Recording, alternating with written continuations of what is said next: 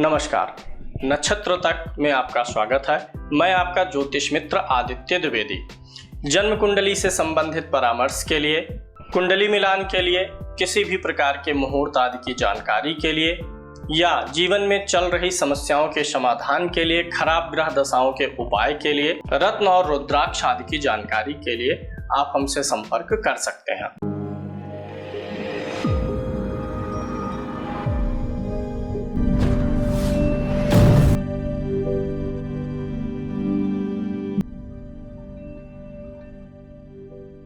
संस्थान में अब आपको ज्योतिष का कोर्स भी मिल जाएगा।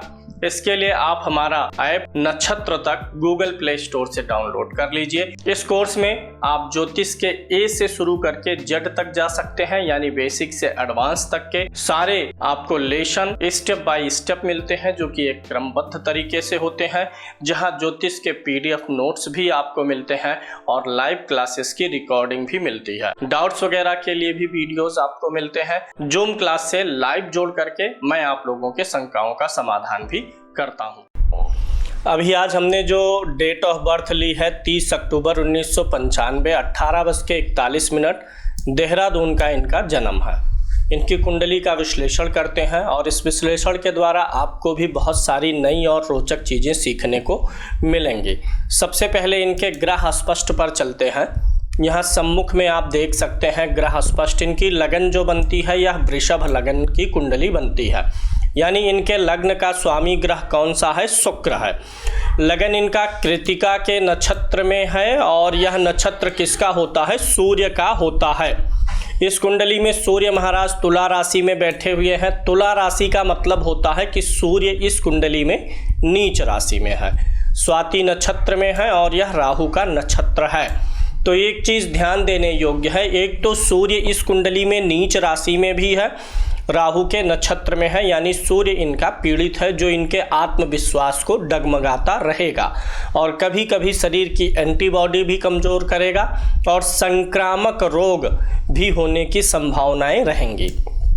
चंद्रमा इनका मकर राशि में है, यानी इनकी राशि मकर है। वर्तमान में मकर राशि पे शनि की 7.5 चल रही है। उत्तराषाढ़ा नक्षत्र है और सूर्य के नक्षत्र में चंद्रमा बैठा है। चंद्रमा सूर्य के नक्षत्र में होकर के बल प्राप्त कर लेता है। मंगल इनका वृश्चिक राशि में है, यानी अपनी स्वराशि में है, अनुराधा नक्षत्र में है और शनि के यह नक्षत्र में आता है। बुध इनका कन्या राशि में है, यानी उच्च राशि में है, चित्रा नक्षत्र में है, जो कि मंगल का नक्षत्र है।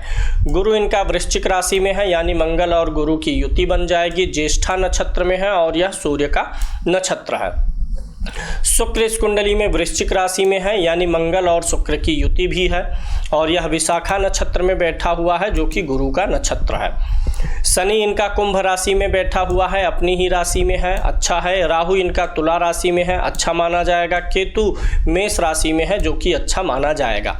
अगर हम डिग्री कली देखें तो लगन की डिग्री 4 है, सूर्य 12 डिग्री का ठीक है, चंद्रमा 8 डिग्री का ये भी ठीक है, 28 डिग्री का बुध है, ये थोड़ा सा वीक हुआ है और शुक्र 1 डिग्री का है, ये भी थोड़ा सा कमज़ोर हुआ है। लेकिन 1 डिग्री के होने के बावजूद चूँकि लग्न की डिग्री 4 है, तो ये लग्न की डिग्री के समीप में ही आएगा, तो ओवरऑल बुरा प्रभाव देता हुआ नज़र नहीं आ रहा। अब इनके लग्न कुंडली पर हम लोग चलते हैं। लग्न कुंडली से चीज़ें ज़्यादा बेहतर और स्पष्ट हो जाएंगी। आपके सम्मुख इनकी लग्न कुंडली, चंद्र कुंडली और नवमांश कुंडली उपस्थित है।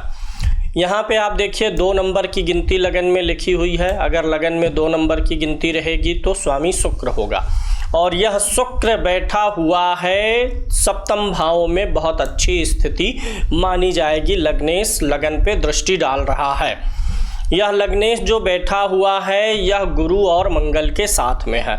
गुरु इस कुंडली का सबसे अकारक ग्रह में आ जाएगा, अष्टमेश भी है, एकादशेश भी है और मंगल भी इस कुंडली में सप्तमेश है और द्वादशेश है। मंगल और गुरु 2 अच्छे भावों के स्वामी नहीं हैं।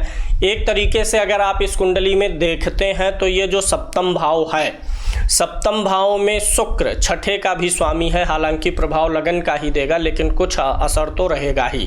तो छठे भाव का स्वामी भी सप्तम में है, 8वें का स्वामी गुरु भी है और 12वें का स्वामी मंगल भी है।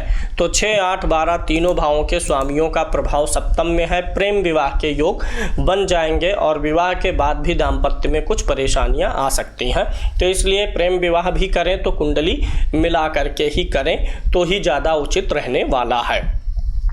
अब यहाँ पे हम अगर शुक्र को देखें, मंगल और गुरु के साथ में है, तो लगन पे भी इन 3 ग्रहों की दृष्टि जाएगी जो इन्हें काफ़ी महत्वाकांक्षी बनाएगी, महत्वाकांक्षा इनकी बढ़ेगी और ये तीनों योग मिलके इनको सफलता भी प्रदान करेंगे। ऐसा नहीं है कि सफलता भी ना मिले, क्योंकि ये ग्रह जो हैं शुक्र और गुरु तो विरोधी हैं, लेकिन मंगल गुरु दोनों मित्र होते हैं और केंद्र में बैठा हुआ गुरु जो है व्यक्ति को ऊंचाई पर लेकर के जाता है। आगे देखते हैं इनके धन भाव का विश्लेषण करिए।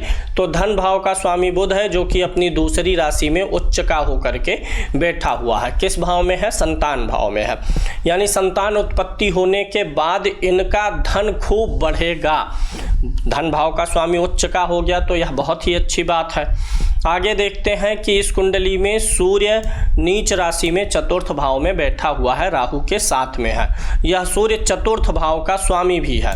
अब चतुर्थ भाव क्या होता है? भूमि भवन वाहन का होता है। आप जब जीवन में कभी भी भूमि लीजिए, भवन खरीदिए, वाहन खरीदिए, तो सूर्य यहाँ पर है तो वो ऋण से ही लीजिए। दूसरा, सूर्य के साथ राहु है, प्रयास करिएगा कि आप अपने स्वयं के बनाए घर में ना रहें। ऐसा कोई मकान जो आपके नाम से हो, ऐसी कोई ज़मीन जो आपके नाम से हो, उसमें ना रहें तो ही अच्छा है, अन्यथा रोगों का सामना आपको करना पड़ेगा। कॉमर्शियल प्रॉपर्टी ले लीजिए या किसी और के नाम से लीजिए, ठीक है। अपने नाम वाले ज़मीन और मकान में रहेंगे तो आप मानसिक रूप से काफ़ी पीड़ित हो जाएंगे। सूर्य चूंकि यहाँ पर नीच राशि में है, राहु के साथ है, आगे आपको दिल से संबंधित कुछ बीमारियां भी बनेंगी, हृदय से संबंधित बीमारियां भी बनेंगी। सूर्य के साथ राहु होना पिता के लिए भी अच्छा नहीं होता है, पिता के सुख स्वास्थ्य में कमी कराता है। सप्तम भाव को तो मैंने बता ही दिया कि प्रेम विवाह के भी योग बन जा रहे हैं और दाम्पत्य में कुछ परेशानियां भी आने की संभावना रहेंगी, इसलिए कुंडली मिला के ही विवाह करना है। मकर राशि की कुंडली है, 7.5 अभी चल रही है, 7.5 का तीसरा चरण चल रहा है, जो कि आपके लिए काफ़ी अच्छा रहने वाला है कामकाज के दृष्टिकोण से। दसम भाव में शनि महाराज देखिए स्वराशि के होकर के बैठे हुए हैं। शनि न्याय के देवता हैं। शनि और गुरु जब भी ये 2 ग्रह केंद्र में होते हैं तो व्यक्ति के न्याय के क्षेत्र में जाने की उम्मीद रहती है। न्याय विभाग व्यक्ति का अपने आप मजबूत हो जाता है, जैसा कि इन्होंने बताया भी है कि इन्होंने LLB किया हुआ है। आप प्रशासनिक सेवा की तैयारी करना चाहते हैं, इसमें थोड़ी सी दिक्कत इसी सूर्य के नीच होने के नाते आ रही है। अभी दशमांश कुंडली पे चलेंगे तो फिर फाइनल डिसीजन आपको देंगे। फिलहाल ला का फील्ड आपके लिए अच्छा है। मंगल की दसम भाव पर दृष्टि जा रही है। इन्होंने सोशल मीडिया आदि के बारे में भी पूछा है, क्या वहाँ से कुछ नेम फेम मिल सकता है। मंगल या सूर्य का प्रभाव दसम भाव पर हो तो सोशल मीडिया से अच्छा प्रभाव बन जाता है, तो आप प्रयास कर सकते हैं। आगे यहीं पर अगर हम देखते हैं 12th हाउस में केतु बैठा हुआ है जो कि मंगल की राशि है, तो पैर में आपके कभी कुछ छोटा मोटा चोट चपेट भी लगा रहा होगा या लगेगा, क्योंकि केतु 12वें में है और 12वां भाव पैर का है। विशेष रूप से आपके बाएं पैर के लिए ये तकलीफ उत्पन्न करेगा, पैर में दर्द वगैरह भी देगा। यूरिक एसिड के कारण भी बढ़ने के कारण भी पैर में भी दिक्कत आएगी, क्योंकि केतु 12th में है। यहाँ से केतु चतुर्थ भाव को देखेगा। जीवन में कई बार स्थान परिवर्तन भी होगा और स्थान परिवर्तन के साथ साथ कामकाज में भी परिवर्तन बन सकता है। अभी नवमांश कुंडली देखते हैं तो नवमांश कुंडली आपकी कुंभ लगन की है। लग्नेश शनि चतुर्थ भाव में बैठा हुआ है, जो कि आपके पत्नी के लिए अच्छा होगा, पत्नी के लिए राजयोगकारी हो जाएगा। यहाँ पर लगन में कोई क्रूर ग्रह नहीं है, चतुर्थ में क्रूर ग्रह शनि बैठा हुआ है और गुरु चूँकि नीच राशि में नवमांश में हुआ है तो यहाँ नवमांश में नीच का है, इसीलिए जो सप्तम भाव में गुरु बैठा है इसलिए यह प्रेम विवाह नहीं रोकेगा, प्रेम विवाह हो जाने देगा। प्रेम विवाह के संकेत मिलते हैं, एक्स्ट्रा मैरिटल अफेयर हो चाहे प्रेम विवाह हो, कुछ न कुछ तो रहेगा ही रहेगा। लगन कुंडली में भी बुध उच्च का है, नवमांश कुंडली में भी बुध उच्च का है। धन की स्थिति काफ़ी अच्छी जान पड़ रही है। अब अगर स्टोन की बात करें तो आप शुक्र ग्रह के लिए ओपल पहन लीजिए, एक पत्थर 8 से 10 कैरेट का। बुध ग्रह के लिए पन्ना पहन लीजिए, और 7.5 जब उतर जाएगी, अभी 2.5 साल है लगभग, 7.5 उतर जाने के बाद शनि का स्टोन आप नीलम भी पहन सकते हैं। ये सारे स्टोन आपके लिए अच्छे रहेंगे। अगर हम दान की बात करें और जप की, जो आपकी कुंडली के लिए सबसे आवश्यक है, अभी आप आगे की कुंडलियों में देखेंगे कि सूर्य राहु जो है बार बार रिपीट होंगे एक साथ। सबसे ज़्यादा पीड़ित आपकी कुंडली में सूर्य है। सूर्य महाराज के जप और राहु महाराज के जप, यानी सूर्य ग्रहण की शांति करवानी है आपको, राहु के वस्तुओं का दान भी करना है। राहु और सूर्य ये दोनों आपको तकलीफ देंगे। जब भी जीवन में आपके तकलीफ हो, कार्यों में रुकावट बाधाएं आए, आपके जो सीनियर हैं, अधिकारी हैं, सरकारी पक्ष है, वहाँ से मुसीबत आए, तो आप सूर्य और राहु का उपाय कर लिया करेंगे तो आपके लिए राहत हो जाया करेगी। अभी अगर चंद्र कुंडली से देखेंगे तो 7.5 चल रही है, जैसा कि मैंने बता दिया, और गुरु का गोचर और राहु का गोचर मेष राशि पर चल रहा है, जो कि लग्न कुंडली से 12वां है और चंद्र कुंडली से चतुर्थ है। तो वाहन पे पैसा खर्चा होने का योग बन गया, क्योंकि चंद्रमा से चतुर्थ में है। अक्टूबर तक में वाहन प्राप्ति का योग बनता हुआ नजर आ रहा है। लेकिन आपको यहाँ पर एक सलाह देंगे, चूँकि चौथे भाव का स्वामी सूर्य है, ये छठे भाव में पीड़ित है।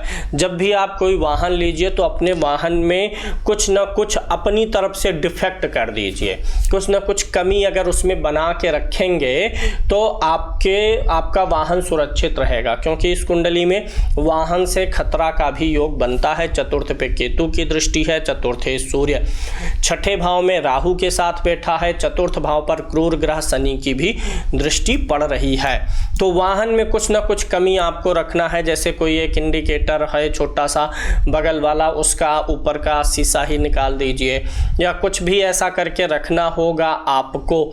इससे क्या होगा कि दुर्घटना की संभावनाएं कम हो जाएंगी। इस कुंडली से वाहन आपका बार बार बिगड़े, वाहन लड़े भिड़े, हालांकि आपको कोई खतरा नहीं होगा क्योंकि शुक्र लगन को देख रहा है, लेकिन वाहन आपका बिगड़ता रहेगा। कार का योग आपका निकट में ही बनने वाला है, जैसा कि आपने पूछा था। गुरु की दशा के बारे में आपने पूछा है, रत्न मैंने बता ही दिया। रुद्राक्ष बता देता हूँ। सूर्य के लिए 1 मुखी रुद्राक्ष आपको पहनना आवश्यक है, और राहु के लिए 8 मुखी रुद्राक्ष पहनना भी आवश्यक है।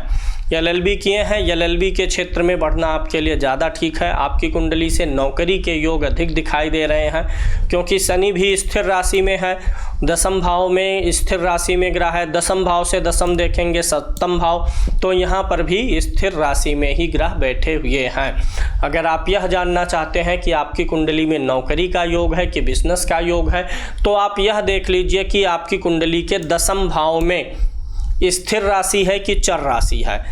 जो भी स्थिर राशि हो तो यह नौकरी की तरफ संकेत करेगी, चर राशि हो तो बिजनेस की तरफ संकेत करेगी। सेम चीज़ 10वें भाव से 10वें अर्थात 7वें भाव से भी देखना चाहिए। 10वें भाव और 7वें भाव में अगर स्थिर राशि हो और उसमें ग्रह अधिक बैठे हो या कोई भी ग्रह बैठे ही हो, तो नौकरी का ही संकेत मिलता है, स्थिर आमदनी का योग जीवन में बनता है। अब आपके अन्य कुंडलियों पर चलेंगे। सूर्य कुंडली देख लेते हैं। सुदर्शन चक्र कुंडली, सुदर्शन चक्र कुंडली से लगन से 10वें भाव में शनि बैठा हुआ है। चंद्र कुंडली से 10वें भाव में सूर्य राहु बैठा हुआ है, और सूर्य कुंडली से 10वें भाव में कोई ग्रह नहीं बैठा है। अच्छा, एक चीज़ और यहाँ पर हम सतर्क करेंगे, सूर्य के साथ राहु बैठा है, जीवन में कई बार अपमानजनक स्थितियों का भी सामना करना पड़ेगा, क्योंकि सूर्य नीच राशि का है। तो कहीं भी आवश्यकता से अधिक बोलना या आवश्यकता से अधिक जो है इंगेज होना, प्रदर्शन करना, इन सब चीज़ों से बचिएगा, अन्यथा सूर्य के साथ राहु कई बार आपके लिए अपमानजनक स्थितियां क्रिएट करेगा। सुदर्शन चक्र कुंडली से 2 में ग्रह है, 1 में तो ग्रहण बना हुआ है, यानी हमेशा आपका मन कामकाज को लेकर के असंतुष्ट रहेगा। कामकाज अच्छा रहेगा, सफल रहेंगे, लेकिन मन उसने से संतुष्ट नहीं होगा। सूर्य कुंडली से मान सम्मान देखते हैं, जो कि मैंने अभी पहले ही बता दिया कि सूर्य कुंडली में सूर्य नीच राशि में है, राहु के साथ है, ग्रहण है। जीवन में कई बार जब भी आप ये देखिएगा कि सूर्य ग्रहण लगेगा, उस आसपास में आपको विशेष रूप से सतर्क रहना है। सूर्य ग्रहण जब जब लगेगा तब तब आपके कार्यों में रुकावट, विघ्न, बाधा आएंगी, मान सम्मान को खतरा रहेगा, आपका आत्मविश्वास कमजोर हो जाएगा, गलत निर्णय ले सकते हैं। तो जिस महीने में ग्रहण पड़ेगा, सूर्य ग्रहण, उस महीने में विशेष रूप से आपको सतर्क रह करके चलना है। अब यहीं पर अगर देखें तो आपकी जो वृषभ लगन की कुंडली है, लगन पे आप देखेंगे कई ग्रहों का प्रभाव है।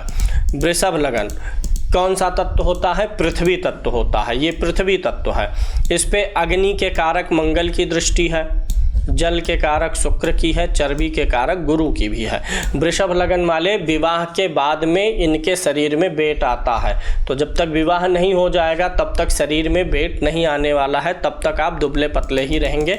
विवाह के बाद आपका शरीर थोड़ा सा वेट गेन कर पाएगा। अब आ जाते हैं होरा कुंडली पे और देख लेते हैं कि आपके धन के स्वामी कौन से ग्रह बनने वाले हैं। अगर आपके जीवन में कभी भी कोई भी आर्थिक प्रॉब्लम आए, समस्या आए, तो आपको अपने पितरों के निमित्त कुछ करना चाहिए, क्योंकि कर्क लगन की होरा है। कर्क और सिंह दो ही होराएं होती हैं। सिंह लगन की होरा हो तो देवताओं की शरणागति से, कर्क लगन की होरा हो तो पितरों की शरणागति करने से व्यक्ति आर्थिक संकटों से मुक्ति पाता है। जैसे कि यहाँ पे 4 नंबर लिखा है होरा कुंडली के लगन में, तो इनको पितृपक्ष में कुछ ना कुछ पितरों के निमित्त करना चाहिए, इससे ये आर्थिक संकटों से बचे रहेंगे। अगली कुंडली पर चलते हैं और विचार कर लेते हैं। अगली कुंडली इनकी है देशकाल कुंडली।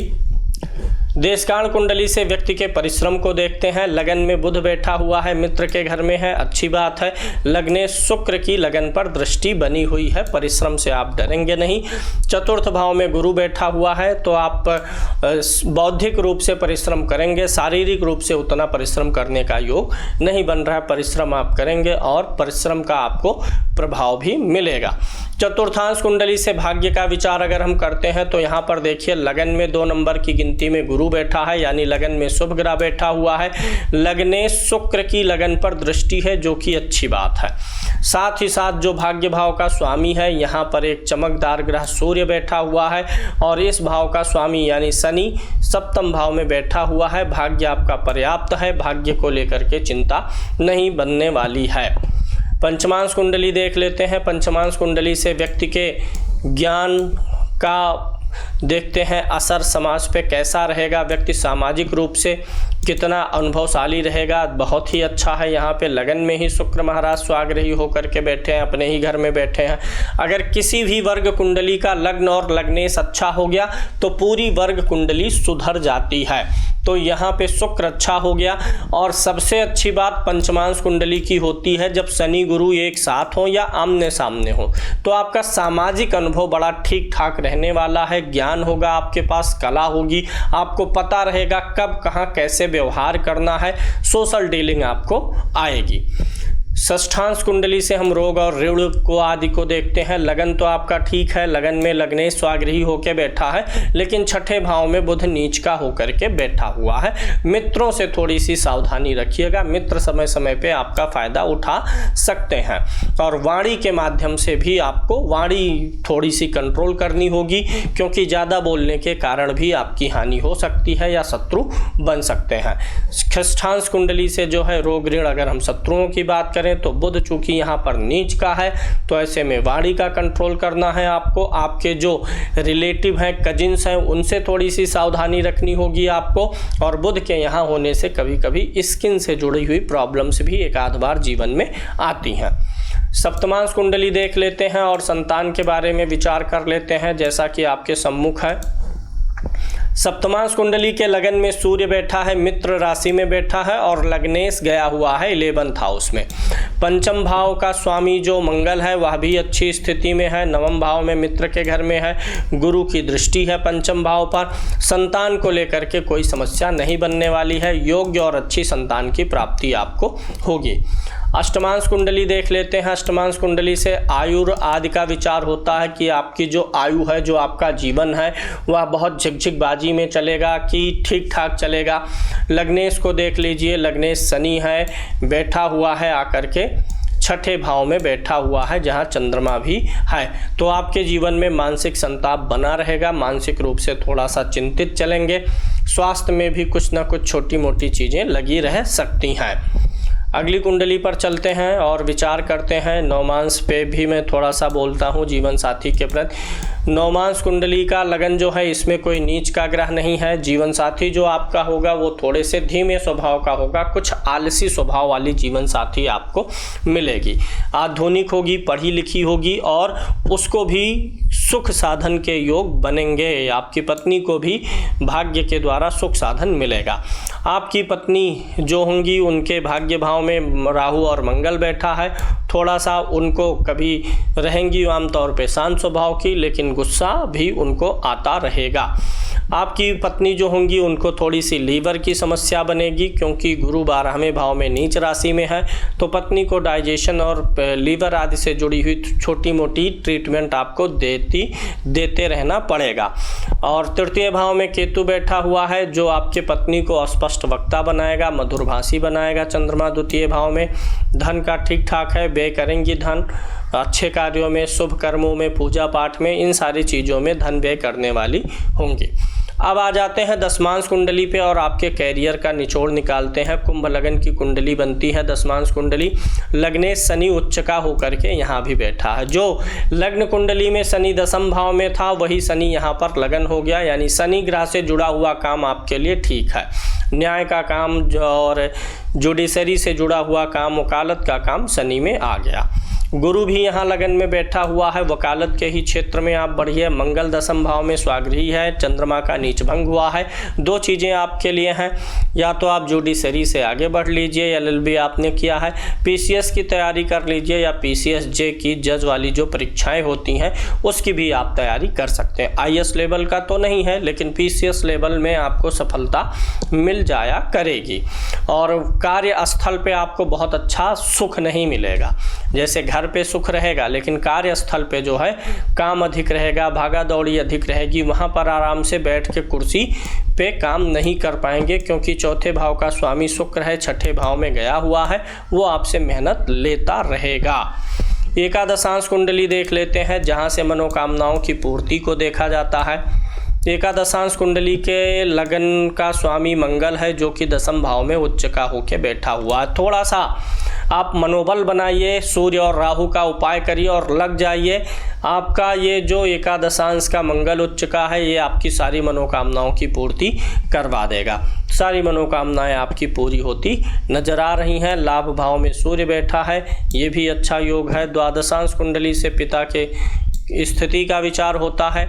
लगन का स्वामी बुध है, जो कि तृतीय भाव में अच्छी राशि में बैठा है। दशम भाव में सूर्य बैठा है, सूर्य भी अच्छा है। पैतृक रूप से गड़बड़ नहीं दिखाई दे रहा। पिता के सुख और स्वास्थ्य में कोई आपकी कुंडली से परेशानी नज़र नहीं आ रही है। अब आपके जीवन में वाहन के सुख के लिए और आध्यात्मिक उन्नति के लिए भी विचार कर लेते हैं। खोड़सांश कुंडली से वाहन का सुख विचार होता है। लगन में ही सूर्य नीच का होके बैठा है।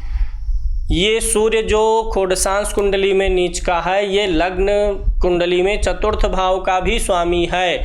यानी जो वाहन से जुड़ी हुई बातें मैंने आपको लग्न कुंडली से बताई थी, वो यहाँ भी बन रही हैं। सावधान रहना है। चतुर्थ भाव का स्वामी शनि होगा, ये भी देखिए 12वें भाव में गया हुआ है। अष्टम भाव में राहु केतु दोनों ग्रह बैठे हुए हैं। गाड़ी बहुत संभाल के चलाइएगा। गाड़ी आपकी एक्सीडेंट होने की संभावना है, उसमें डेंट पेंट ये सब लगता रहेगा। हालांकि आप सेफ रहेंगे, लेकिन गाड़ी की दुर्घटना होगी तो कुछ न कुछ आपके ऊपर भी खतरा रहेगा। गाड़ी को लेकर के सतर्क रहना है। सूर्य राहु की युति का आप समय समय पे शांति कराते रहें। विषांश कुंडली से आध्यात्मिक उन्नति देखते हैं। लगन ठीक है, लगन में कोई नीच का ग्रह नहीं बैठा हुआ है। लग्नेश गुरु है, 12वें भाव में जाकर के बैठा हुआ है। बिना आप कोई विचार किए अच्छे बुरे का, सबकी मदद करेंगे, कोई अच्छा इंसान है कि बुरा इंसान है, ऐसा बिना विचार किए व्यक्ति मदद करता है। जिसको भी ज़रूरत है उसको भी पानी पिलाएगा, वो शत्रु है कि मित्र है इस बात पे विचार नहीं करता है। लेकिन शुक्र और सूर्य की युति दशम भाव में बनी हुई है, ठीक है। स्त्री पुरुष दोनों के प्रति आप दयावान बने रहेंगे। आध्यात्मिक उन्नति नहीं है, दयावान रहेंगे और दानवान रहेंगे, अच्छे नेचर के बनेंगे, लेकिन आध्यात्मिक रूप से बहुत अच्छी उन्नति के संकेत मिलते हुए नजर नहीं आ रहे हैं। अब आ जाते हैं आपकी अगली कुंडली पर और यहाँ पर हम देखते हैं सर्वाष्टक सारणी से गोचर के बारे में। इसको पहले आप एक सूत्र समझ लीजिए। इधर राशियां लिखी हुई हैं और इधर ग्रह लिखे हुए हैं। हमेशा ग्रहों का गोचर बदलता रहता है, किसी न किसी राशि पर ग्रह गोचर करेगा। तो किस राशि पर ग्रह जब जाएगा कोई भी ग्रह तो आपको अच्छा देगा कि बुरा देगा, ये जानने के लिए हम सर्वाष्टक सारणी का प्रयोग करते हैं और इससे आपको पता चल जाएगा कि कौन सा ग्रह किस राशि पर जब कभी गोचर करेगा तो उसका उपाय करना चाहिए। पहले तो आप ये समझ लीजिए, जहाँ कहीं 0 से 3 पॉइंट होते हैं उस राशि पर ग्रह का गोचर अशुभ फल देता है। जहाँ 4 पॉइंट होते हैं ग्रह वृष फल देता है। 4 के ऊपर 5, 6, 7, 8 जैसे जैसे ऊपर बढ़ता है उस राशि पर ग्रह अच्छा फल देता है। जैसे शनि को देखिए, मेष राशि में 6 पॉइंट मिले हैं, यानी शनि का गोचर जब भी मेष राशि में रहेगा तो शनि आपको अच्छा फल देगा। शनि का गोचर वृषभ राशि में अच्छा फल नहीं देगा, मिथुन में अच्छा नहीं देगा। कर्क और सिंह राशियों पर शनि का गोचर आपको वृष फल देगा, कन्या पर खराब देगा। तुला राशि पर यानी जब भी शनि उच्च राशि पर जाएगा तो आपको अच्छा फल देगा। सबसे ज़्यादा खराब फल शनि आपको धनु राशि पे जब गोचर करेगा तब देगा। तो इस प्रकार से आप जान सकते हैं कि किस राशि पर ग्रह का गोचर अच्छा हो रहा है या बुरा हो रहा है, और जब ग्रह उस राशि पर जाए तो उस समय अवधि में आप उस ग्रह के वस्तु का दान कर दीजिए जब खराब गोचर करे। जैसे मैं एक दूसरे उदाहरण से समझा देता हूं। देखिए, मकर राशि में 1 पॉइंट मिला हुआ है, किस ग्रह को मिला है? मंगल को। यानी जब भी मंगल मकर राशि में गोचर करेगा, उच्च राशि में जाएगा जब तो आपको वो अच्छा फल नहीं देगा, उस समय आप मंगल की वस्तु का दान कर दीजिए। वहीं अगर यहाँ पर देखिए पुनः 7 पॉइंट मिला है, किस राशि में? कुंभ राशि में। किस ग्रह को मिला है? शुक्र को। यानी शुक्र ग्रह जब भी कुंभ राशि में गोचर करेगा तो आपको अच्छा फल देगा। ये चार्ट आपको भेजा भी गया है, आप इसको प्रिंट करके स्क्रीनशॉट लेकर के रखें और हमेशा आप ग्रहों का जैसे जैसे गोचर हो तो देखते हुए उपाय कर सकते हैं। आप नोट कर लीजिए, जहां 3 पॉइंट है या उससे कम है उन ग्रहों को, उन राशियों पर गोचर करने पर आप उपाय कर दिया करिए। आ जाइए अष्टक वर्ग की कुंडली पर। अष्टक वर्ग में आप एक चीज़ ये समझ लीजिए कि जो 28 पॉइंट होते हैं ये एवरेज पॉइंट होते हैं। लगन में आपके एवरेज से थोड़ा अधिक पॉइंट है, यानी कि आयु, स्वास्थ्य और व्यक्तित्व आपका एवरेज से अच्छा रहेगा। धन भाव में आपके 31 पॉइंट्स हैं और व्यय भाव में कितने पॉइंट्स हैं? 24 पॉइंट्स हैं। धन के पॉइंट्स अधिक है, व्यय के कम है, यानी जीवन में कभी भी आपके आर्थिक परेशानियां नहीं आएंगी, धन आपका अच्छा चलेगा। लाभ भाव में भी ज़्यादा पॉइंट्स हैं और व्यय में कम है। जब भी कोई ग्रह गोचर करता हुआ आपके धन भाव में पहुंचेगा तो आपको धन दिलाएगा। जहां अधिक पॉइंट है, जब ग्रह वहां गोचर करता हुआ पहुंचेगा तो आपको अच्छा परिणाम देगा। ज़्यादातर ग्रहों का गोचर आपके द्वितीय भाव में अच्छा रहेगा, तृतीय भाव में अच्छा रहेगा। चतुर्थ भाव में देखिए बहुत अच्छे पॉइंट्स है, भूमि भवन वाहन का बहुत अच्छा सुख मिलेगा। पंचम भाव में भी बहुत अच्छे पॉइंट्स हैं, संतान आपकी योग्य अच्छी होगी और संतान भाव में ग्रह का गोचर आपको अच्छा फल देगा। छठे भाव में कम ही रहे पॉइंट्स तो ही ठीक है, यानी छठे भाव में जब किसी ग्रह का गोचर होगा तो उस हिसाब से रोग, ऋण और शत्रु की वृद्धि नहीं करेगा। अष्टम में भी कम होना बहुत अच्छा है, आपके छठे में भी कम है, 8वें में भी कम है, 12वें में भी कम है। बहुत कम कुंडलियाँ मिलती हैं जहाँ 6, 8, 12 में कम हो, लाइफ में हार्डशिप्स कम रहेंगी। सप्तम भाव में 28 पॉइंट है, लगन में 29 पॉइंट्स है। पति पत्नी में पति का थोड़ा सा ज़्यादा रहेगा हावीपन, पति थोड़ा सा ज़्यादा हावी रहेगा। भाग्य यहाँ पर कमज़ोर नज़र आता है। जब भी कोई भी ग्रह आपके गोचर करता हुआ 9वें भाव में आएगा तो उस समय आपका भाग्य वो कमज़ोर करेगा, उसकी वस्तु का दान कर दीजिएगा। कर्म भाव में कोई भी ग्रह आएगा तो आपको अच्छा लाभ देगा। आपके जीवन में सबसे ज़्यादा प्रभाव किन भावों का रहेगा, अगर आप यह जानना चाहते हैं